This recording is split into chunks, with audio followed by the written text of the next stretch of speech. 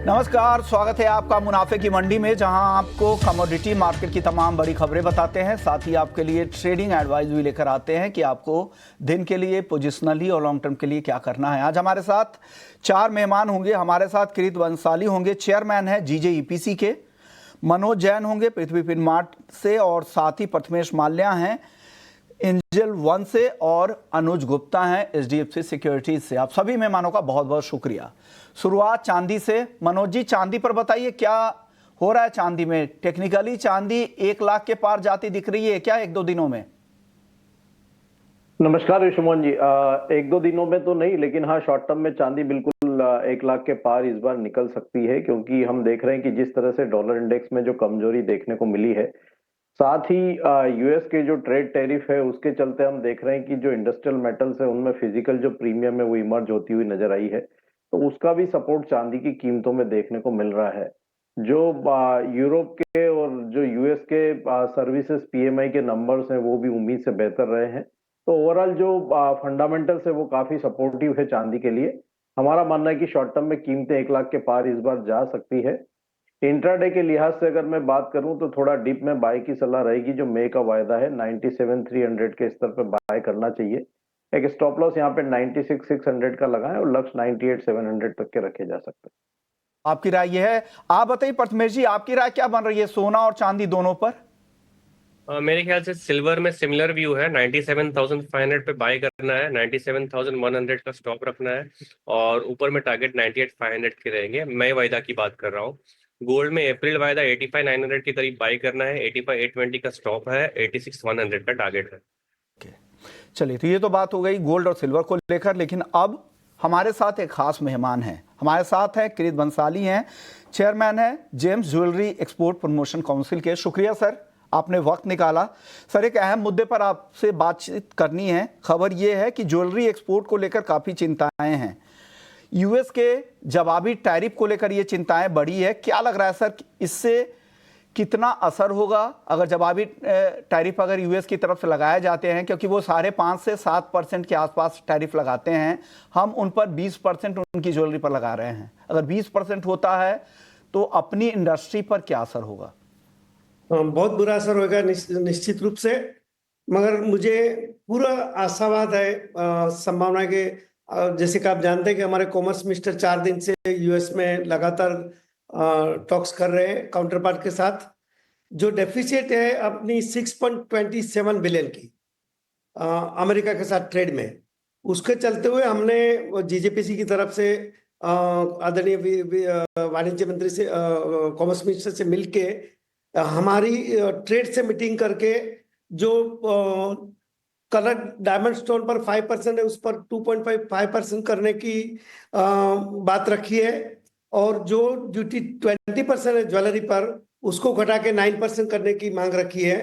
ये करने से डेफिसिट में काफी गिरावट आ सकती है, और मैं बहुत बड़ी आशा रख रहा हूं कि जो पीयूष गोयल जी जो मीटिंग कर रहे हैं उसमें कुछ सकारात्मक परिणाम लेके आएंगे।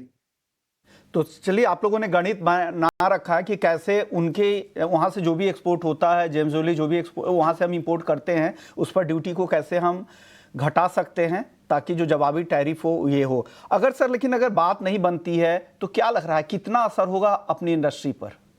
बहुत बहुत बुरा असर होएगा। बहुत सारी जॉब चली जाएंगी, ट्रेड पर भी बहुत इफेक्ट आएगी, एक्सपोर्ट पर भी इफेक्ट आएगी, और ये हमारा जो इतने सालों का मेहनत है वो बिजनेस एक्सपोर्ट और कोई कंट्री लेके जाएगा। सर, अभी यूएस में भारत का ज्वेलरी एक्सपोर्ट अगर ब्रेकअप देखे तो हम जैसे कट एंड पॉलिश डायमंड वहाँ पे एक्सपोर्ट करते हैं यूएस में, जराऊ गोल्ड जो स्टडेड गोल्ड ज्वेलरी होती है वो एक्सपोर्ट करते हैं, प्लेन गोल्ड ज्वेलरी करते हैं, और लैब डायमंड और सिल्वर ज्वेलरी करते हैं। उनका क्वांटम क्या रहता होगा? अगर आपके पास अगर रेडी हो तो सर वो बताएं। अगर या मुझे लगता है मेरे पास जो अभी फिगर है 9.995 बिलियन है, जो टोटल जेमन ज्वेलरी एक्सपोर्ट का करीबन 21% है। यूएस हमेशा एक बड़ी मार्केट रही है हमारी। ओके, तो ये यूएस एक बड़ा मार्केट है, और आपको बता दें कि 560 करोड़ डॉलर का कट एंड पॉलिश डायमंड हम यहाँ से सिर्फ यूएस को एक्सपोर्ट करते हैं। Studded gold jewellery 255 crore dollar का एक्सपोर्ट करते हैं, और प्लेन गोल्ड ज्वेलरी करीब 26.7 करोड़ डॉलर का एक्सपोर्ट करते हैं। सर, इसके अलावा यूएस के लिए क्या मार्केट, भारत जैसा स्ट्रांग विकल्प क्या दुनिया में दूसरे देश है जहां से वो इंपोर्ट कर सकते हैं? कहा जा रहा है कि France, Italy, Jordan, south Korea, कुछ ऐसे कंट्रीज है, वो डेस्टिनेशन की तरफ वो यूएस अगर जा सकता है फिर जा सकता है, मगर जो इंफ्रास्ट्रक्चर इंडिया के पास है, specially if I talk about loose diamond, तो दुनिया में हम नंबर 1 है। Out of 15-14 diamond cut and polish India में हो रहा है। वो जगह दुनिया का और कोई देश ले सके ऐसी संभावना बहुत कम है। इसके अलावा सर कोई और इंडस्ट्री के इश्यूज जो आप यहां से रेज करना चाह रहे हैं? नहीं, ये तो बहुत बड़ा इश्यू चल रहा है जिसमें पीयूष भाई 4-5 दिन से वहां बैठे पूरी टीम के साथ, और प्रधानमंत्री उसके पहले प्रेसिडेंट ट्रम्प से मिल चुके हैं, और मुझे लग रहा है कि कहीं ना कहीं एक अच्छा विकल्प निकल के उभरेगा। सर, मुंबई का सिप्स, जो अपना सिप्स है मुंबई का, वो एक बड़ा सेंटर है, वहां से ही सिर्फ 85% एक्सपोर्ट होता है, जो डायमंड स्टडेड ज्वेलरी का एक्सपोर्ट होता है। क्या ये नंबर सही है? क्या 85% सिर्फ ये हमारे एक सिप्स से होता है? Right, absolutely correct. सबसे बड़ा अपना मैन्युफैक्चरिंग हब है वो सिप्स ही है। सर, अब एक सवाल भंसाली सर आपसे होगा चांदी को लेकर। चांदी पे जिस तरह से उन लोगों ने टैरिफ कनाडा और मेक्सिको पे लगाया था, और उनका एक बड़ा पार्टनर है इंपोर्ट के लिए चांदी उनके यहाँ बहुत ज़्यादा प्रोड्यूस नहीं होती है, लेकिन फैब्रिकेशन का काम चांदी का सबसे ज़्यादा यूएस में ही होता है, वहाँ से फिर बाकी जगह एक्सपोर्ट होता है। ऐसे में आपको लग रहा है कि अगर यही ड्यूटी अगर लागू रही कनाडा पे और मेक्सिको पर, तो चांदी के दाम और यहाँ से काफ़ी तेज़ी से बढ़ेंगे? जरूर जरूर बढ़ेंगे। वैसे भी इस गोल्ड और सिल्वर तो लगातार बढ़ रहे हैं, और ये अगर कदम उठाया तो चांदी पर उसका इफेक्ट जरूर देखने मिलेगा। आखिरी सवाल सर, मैं गोल्ड पर आपसे जानना चाह रहा हूं कि 86,000 रुपए के ऊपर गोल्ड जा चुका है। जिस तरह की तेजी आई है, 10,000 रुपए इतनी तेजी से बढ़े किसी को उम्मीद नहीं थी। हाजिर डिमांड काफी कमजोर हो गई है, सिर्फ भारत ही नहीं, चाइना में भी लोग रिटेल में भी भरोसा नहीं कर पा रहे हैं, डाइजेस्ट होने में टाइम लगता है। क्या लग रहा है सर, गोल्ड की चाल क्या जो लेवल है वो टिकाऊ आपको लगती है, आगे कुछ करेक्शन की संभावना है? पर्सनली व्यक्तिगत रूप से लग रहा है कि अभी ये जो प्राइस है वहां पर रुकावट आनी चाहिए। बहुत जल्दी मैं तेजी नहीं देख रहा हूँ गोल्ड में। ओके, अब जाते जाते सर सिर्फ डायमंड मार्केट का हाल बता दीजिए, क्योंकि डायमंड पहले से ही काफी सप्रेस था, प्राइसेस भी सबड्यूड थे। क्या लग रहा है आगे का डायमंड प्राइस का आउटलुक आपको कैसा दिख रहा है यहाँ से? बहुत बहुत चैलेंजिंग पीरियड है। जैसे कि आप जानते हैं कि हमारी 2 मेजर मार्केट यूएस और चाइना में तो एक्सपोर्ट का गिरावट आपने देखा है। हमारी लगातार जीजेपीसी चाय ताफो को डी बेयर्स मिलके हमने एक प्रमोशन का कैंपेन चाइना में शुरू किया है। अभी हांगकांग में शो भी चल रहा है, मैं वहां से फीडबैक ले रहा हूँ। थोड़ा बहुत चाइना से बाहर आए हैं, कुछ संभावनाएं बढ़ी है, मगर चाइना को मार्केट रिवाइव करने में जीजेपीसी लगातार प्रयास कर रहा है। यूएस काफी ठीक ठीक दिख रहा है, मगर चैलेंजेस बहुत है, और ये जब तक टैरिफ का मामला नहीं सुलझता है तब तक कोई भी कमेंट करना ठीक नहीं है। शुक्रिया सर, आपने वक्त निकाला। एक अहम मुद्दा जिस पे चर्चा होना बहुत ज़रूरी था, क्योंकि ये पूरी ज्वेलरी इंडस्ट्री का सवाल था, और इसको लेकर सरकार की तरफ से लगातार कोशिश हो रही है कि कैसे इस पर बात बने। और आपको बधाई, नए चेयरमैन बनने के बाद पहली बार आप मीडिया के साथ हमारे साथ आए हैं, हमारे साथ जुड़े और हमारे दर्शकों को बताया कि क्या कुछ हो रहा है इंडस्ट्री में। Thank you. चलिए, नमस्कार सर, फिर आगे भी आपसे बातचीत होती रहेगी। चलिए आगे बढ़ते हैं और बात कर लेते हैं। हम गोल्ड सिल्वर की बातचीत कर रहे थे, मनोज जी से गोल्ड पर राय नहीं ले पाया था। गोल्ड 86,000 रुपए के ऊपर टिका हुआ है, लगातार एक मजबूती यहाँ पे दिखती है, फॉर्मनेस दिखती है। मनोज जी, क्या लग रहा है 86,000 के ऊपर गोल्ड आपको कैसा दिखता है, कंफर्ट लगता है आपको यहाँ पर? विश्वमोहन जी, यहाँ पे हम देख रहे हैं कि 86,350, 86,400 एक स्ट्रॉन्ग रेजिस्टेंस जोन जो है भारतीय बाजारों में सोने के लिए बना हुआ है। और इंटरनेशनल मार्केट में भी अगर मैं कॉन्ट्रैक्ट की बात करूं तो $2940 एक स्ट्रॉन्ग रेजिस्टेंस बना हुआ है।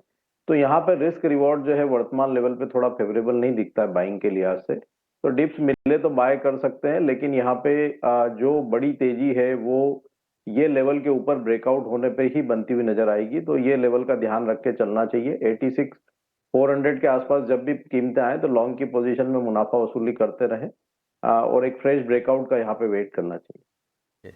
चलिए, गोल्ड सिल्वर अनुज जी के पास चलते हैं। अनुज जी से गोल्ड सिल्वर पे बातचीत नहीं हो पाई थी, आपकी राय क्या है अनुज जी?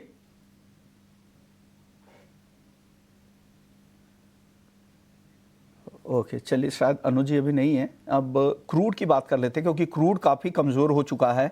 अगस्त 2021 के निचले स्तरों पर कच्चा तेल है, हफ्ते भर में 5.25% की गिरावट आ चुकी है और $69 आज की रिकवरी के बाद भी ब्रेंट क्रूड का भाव है। यूएस की जो टैरिफ पॉलिसी है, उससे लग रहा है कि ट्रेड वॉर और आगे इंटेंस्ड हो सकती है और ग्लोबल ग्रोथ और डिमांड पे असर होगा। और सोमवार को ओपेक प्लस की तरफ से फैसला किया गया कि वो उत्पादन को अप्रैल से बढ़ाएंगे धीरे धीरे। जो 60 लाख बैरल करीब ग्लोबल सप्लाई का 6% जो कटौती कर रहा है, उसको फेज्ड मैनर में धीरे धीरे चरणों में वो उत्पादन कटौती को खत्म करेंगे। 1,38,000 रोजाना बैरल से वो उत्पादन बढ़ाना शुरू करेंगे। मनोज जी, क्या लग रहा है, क्रूड कितना और गिर सकता है या गिरावट अब हो चुकी है? ये सारी खबरें डिस्काउंटेड है इस भाव में। विश्वमोहन जी, बिल्कुल खबरें डिस्काउंटेड है और अगर हम देखें तो यहाँ पे काफी ओवरसोल्ड जोन में मार्केट आ चुका है।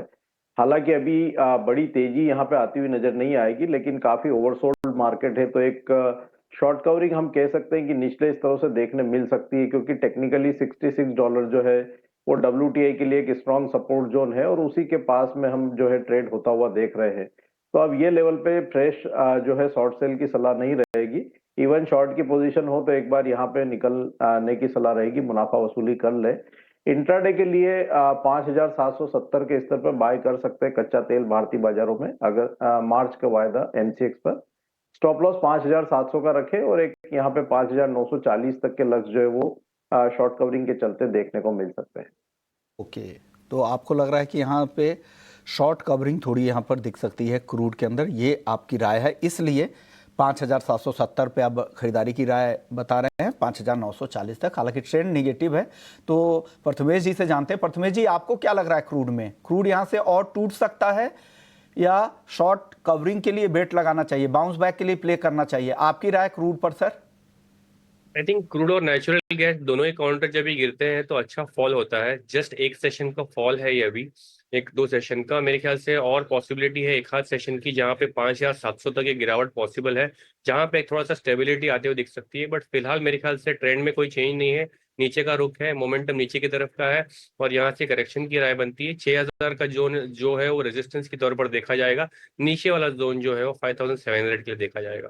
यानी आपको लग रहा है कि ट्रेंड के साथ जाए, 5,880 पे बेचे, 5,680 के टारगेट के लिए। स्टॉप लॉस भी आपको बताए गए हैं 5,960 का। और प्रथमेश माल्या जी बने हुए हैं। मेटल्स की बात कर लेते हैं। बेस मेटल्स में कल बहुत अच्छी तेजी दिखी थी, आज वो तेजी कंटिन्यू हो रही है। मनोज जी, क्या पसंद है आपको बेस मेटल्स में, कॉपर, जिंक या एल्युमिनियम? कॉपर में हमने अच्छी बढ़त जो है कल के सेशन में देखी थी विश्वमोहन जी, तो आज यहाँ पे रिस्क रिवॉर्ड के लिहाज से एल्यूमिनियम बेहतर लगता है। हम देख रहे हैं कि LME वेयरहाउस जो स्टॉक्स है वो लगातार यहाँ पे गिरावट दिखा रहे हैं। साथ ही जो US में टैरिफ लगा है उसके चलते LME पे फिजिकल प्रीमियम जो है वो बढ़ते हुए नजर आए हैं।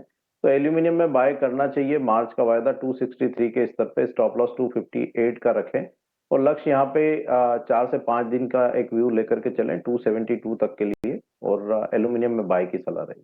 प्रथमेश जी, आपको क्या पसंद है बेस मेटल्स में?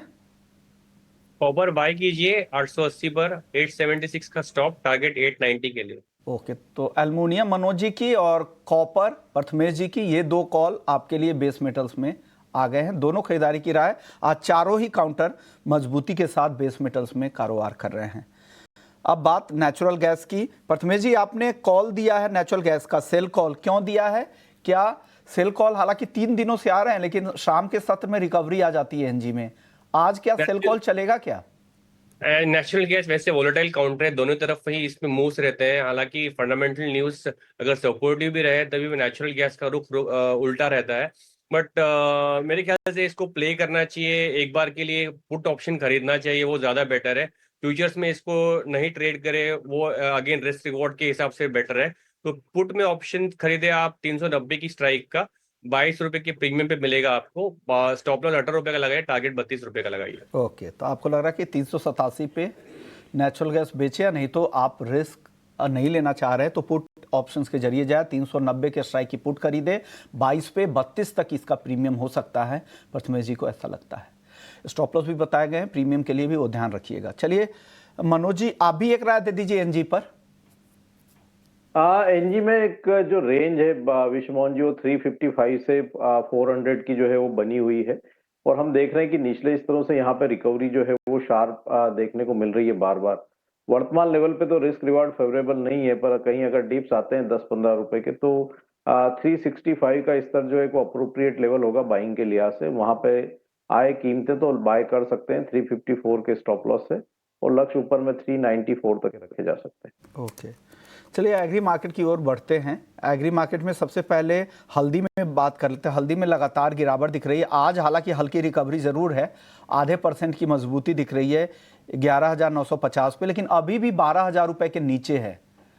और ये जो लगातार बिकवाली आई है मनोज जी, क्या यहाँ से संभल सकता है? क्या अच्छा मौका है क्या 12,000 नीचे हल्दी खरीदने का? बिल्कुल, हम कह सकते हैं कि जो न्यूज आ रही थी, जिस तरह से अराइवल्स बढ़ रहे थे और जो डिमांड में थोड़ी कमी देखने को मिल रही थी, तो न्यूज ऑलरेडी यहाँ पे थोड़ी डिस्काउंटेड लगती है मार्केट में, और 11,900 एक टेक्निकली अच्छा सपोर्ट भी है अप्रैल कॉन्ट्रैक्ट के लिए। तो आज के सत्र में हल्दी अप्रैल वायदा में बाय कर सकते हैं 11,900 के स्तर पर 11,740 के स्टॉप लॉस से, और लक्ष्य यहाँ पे 12,240 तक के रखे जा सकते हैं। 12,240 के टारगेट के लिए हल्दी आपकी खरीदने की सलाह यहाँ पर आ रही है। जीरे को देखते हैं। जीरा भी आज, हालांकि जीरे में जो रिकवरी आई थी वो अब धीरे धीरे कम हो रही है, 21,300 के नीचे आ चुका है। 0.5% की गिरावट यहाँ पर दिख रही है। मनोज जी, क्या खबर है? कुछ और डिटेल्स है आपके पास ग्राउंड से? कुछ फंडामेंटल्स नजरिया क्या है जीरे को लेकर, और टेक्निकल भी बताइएगा। फंडामेंटल्स में अभी कोई खास यहाँ पे बदलाव नहीं है। हमारा मानना है कि 1-2 सप्ताह में काफी कुछ स्थिति क्लियर होती हुई नजर आएगी। जिस तरह से जो बढ़े हुए टेम्परेचर से यील्ड में कमी की खबरें निकल कर आ रही थी, तो अभी क्लियरिटी नहीं है मार्केट में, और उसी के चलते हम देख रहे हैं कि ऊपरी लेवल से फिर एक बार मुनाफा वसूली जो है वो देखने को मिल रही है। लेकिन टेक्निकली यहाँ पे 20,850 एक स्ट्रॉन्ग सपोर्ट जोन है जीरे के लिए। तो थोड़ी और अगर डिप आती है कहीं भी 21,000 से 20,850 के रेंज में, तो वहां बाय करें। वर्तमान लेवल पे थोड़ा रिस्क रिवॉर्ड फेवरेबल नहीं दिखता है, तो थोड़ा डिप मिले तो वहां बाय करना चाहिए। और ऊपर में 21,770 एक रेजिस्टेंस जो है वो जीरे के लिए रहेगा। धनिया भी सर बता दीजिए। एक मसाला है 8,000 के आसपास है, आज 0.25% की तेजी दिख रही है। अब यहाँ से क्या करें सर धनिया में? अभी कोई ट्रिगर नहीं है। यहाँ पे एक साइडवेज मूव जो है धनिया में देखने को मिल रहा है। जो रेंज है वो 7,850 से 8,200 की लगती है। तो अभी कोई यहाँ पे जब तक डिमांड को लेकर के कोई ट्रिगर नहीं आता है, हमारा मानना है कि साइडवेज जो मूव है वो बना रह सकता है। ग्वारसीर ग्वारगम, इन दोनों में बताइए। ग्वारगम आज 1% की मजबूती दिखा रहा है, कल भी 1% तक की तेजी थी, 10,000 के ऊपर आ चुका है। ग्वारसीर का वायदा 5,250 के ऊपर। इन दोनों पर क्या राय है मनोज जी? ग्वारसीड में 5,180 एक अच्छा स्ट्रॉन्ग सपोर्ट जोन था, और वहां से हमने थोड़ी जो है बाइंग आते हुए देखी है। हालांकि कोई बड़ी तेजी नहीं है, लेकिन हमारा मानना है कि 5,340-50 तक एक बार ग्वारसीड का जो मार्च वायदा है वो आ सकता है। तो अब ये लेवल पे सेल ना करें। 5,220 के स्तर मिले तो वहां बाय कर सकते हैं। इंट्राडे में 5,180 के स्टॉप लॉस से ऊपर में 5,300 तक के लक्ष्य रखे जा सकते हैं। ग्वारगम में भी वर्तमान लेवल से 100-150 रुपए की बढ़त और देखने को मिल सकती है। कैस्टर सर बताइए, 6,300 के आसपास है मनोज जी, कैस्टर में क्या करें? यहाँ भी काफी वॉल्यूमलेस मार्केट है, और कोई ट्रिगर नहीं है डिमांड को लेकर के। साइडवेज मूव जो है वो बना रह सकता है। 6,220 से 6,360 का एक दायरा यहाँ पे नजर आता है। शुक्रिया मनोज जी आपका, प्रथमेश जी आपका। आप लोगों ने वक्त निकाला, हमारे दर्शकों को गाइड किया नॉन एग्री और फिर एग्री मार्केट में।